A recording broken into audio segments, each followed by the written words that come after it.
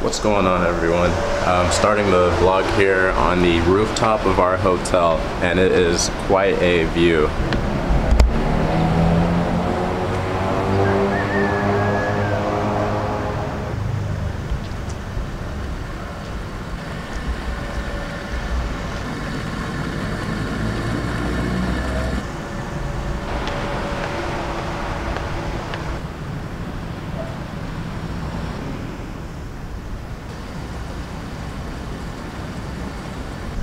So I just came up here this morning to get a little air and check out the view. The clouds are pretty low, so you can't really see the mountains right now. Today I'm coming up here to film a video about how to survive 12-hour airplane flights. I've only taken one 12-hour flight, but I have taken 7 flights in total within the last month, so it's definitely something I wanted to give some tips on that I might have collected from that. Anyways, it's super hot, so I'm gonna get into that so I can get back inside.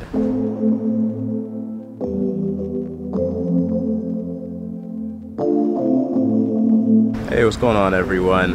Today I have tips about airplane flights. I've only taken one 12-hour airplane flight. I also have taken over 8 flights within the last month. Now I get on a plane almost every week. I'm starting to compile some tips, and I have been keeping them in my phone, and so now I could share some of these with you on my thoughts of what could enhance your flying experience, especially if you have a long 12-hour or more flight.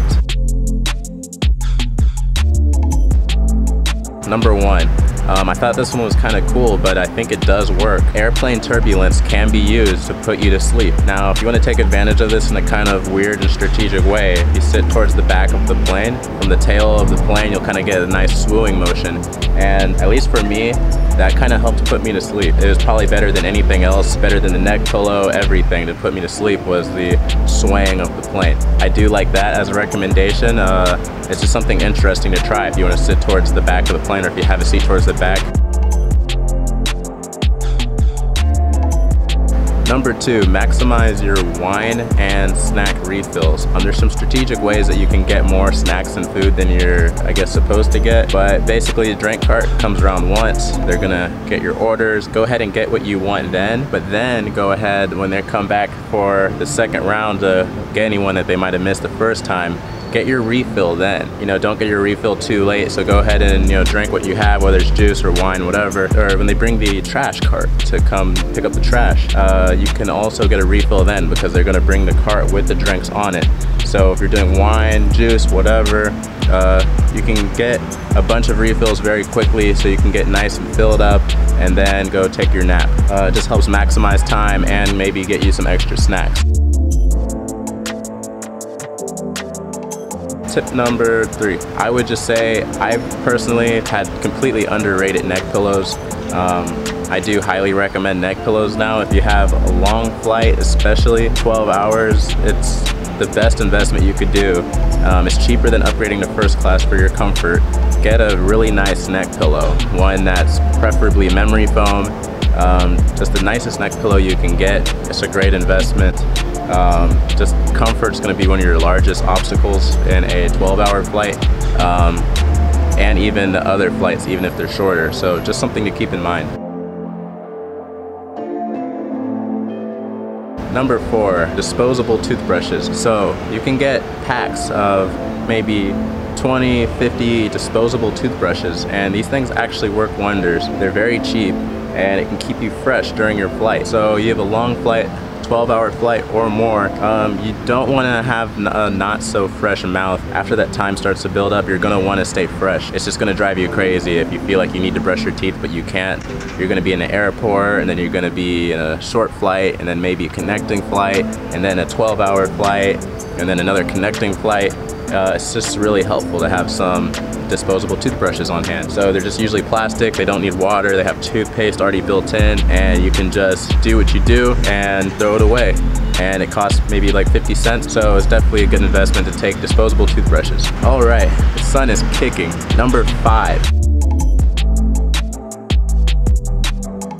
So this kind of ties into number 1 on where to pick your seat. My thoughts on this are, I used to always pick a window seat because I wanted to look out the window. But as you start flying more, maybe you can kind of get over the whole window seat part about looking out the window and you could get more benefits from taking the aisle seat. So from the aisle seat, yes, you could still see out the window, just not as good, and it's not really like your window, so it's not the same. I get that. But in an aisle seat, there's a few advantages. Let's say you wanted to use the bathroom and you have two people on your right side. Well, for you to go to the bathroom, you have to wake up both of those people. They have to stand up, get out of the aisle so you can go to the bathroom.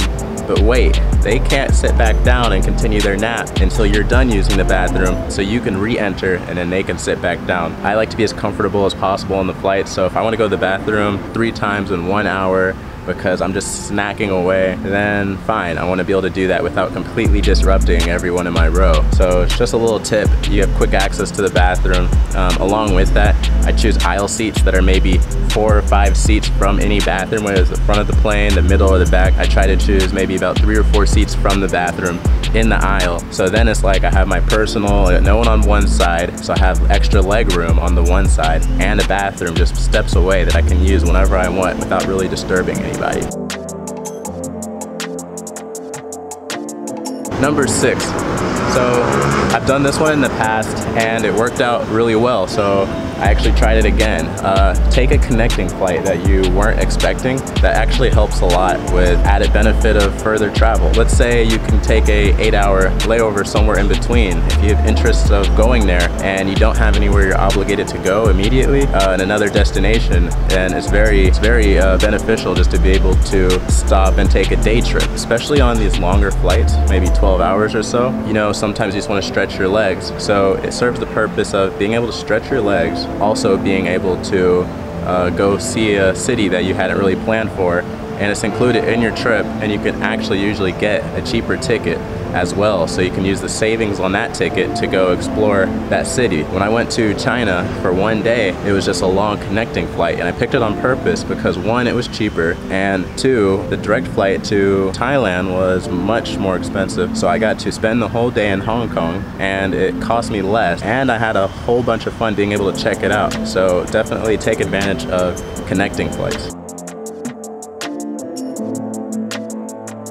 Last one, number 7, plan to sleep actually. So everyone always talks about they're planning to sleep on the plane. I personally have found it much harder to sleep on the plane. I'm not sure if this is reoccurring for everyone else, but it's actually really hard to get comfortable. I slept maybe 4 hours the night before my last flight, and I found that it kept me up the entire flight. So if you do want to sleep on the plane, I recommend just staying up the entire night. It's the reason that I wanted to take a 3 or 4 hour nap before getting on the flight, is I wanted to make sure I didn't miss an alarm or mess up any logistics getting onto the flight. If you feel comfortable with that, and which I probably would start doing in the near future, I highly recommend just don't sleep the night before. If you do want to sleep on the plane, do everything you can to actually get good sleep on the plane, because it's super loud, it can be very bumpy. Something that I don't personally use right now, but I'm going to look at using in the future, are eye shades. The 12-hour flight that I was on from Spain to China, people would open their windows, and at that point you don't really have a good clock on what time it is, or if you're trying to sleep, you're trying to sleep. You don't care what time it is, that's time that you're trying to sleep. And if someone opens a window in the plane and the sunrise comes blaring through the window into your eyes when you're trying to sleep, even if you have your eyelids closed, you're going to feel that. So eye shades, I recommend taking those on the flight. These are my 7 tips for surviving 12-hour flights, and some other flight tips in there as well. I hope you enjoyed this. I'm going to go check out beautiful Thailand today, and hopefully I'll learn some more tips on my later flights, and I'll share those with you as well if I come up with anything new. So until then, I'll see you in the next video.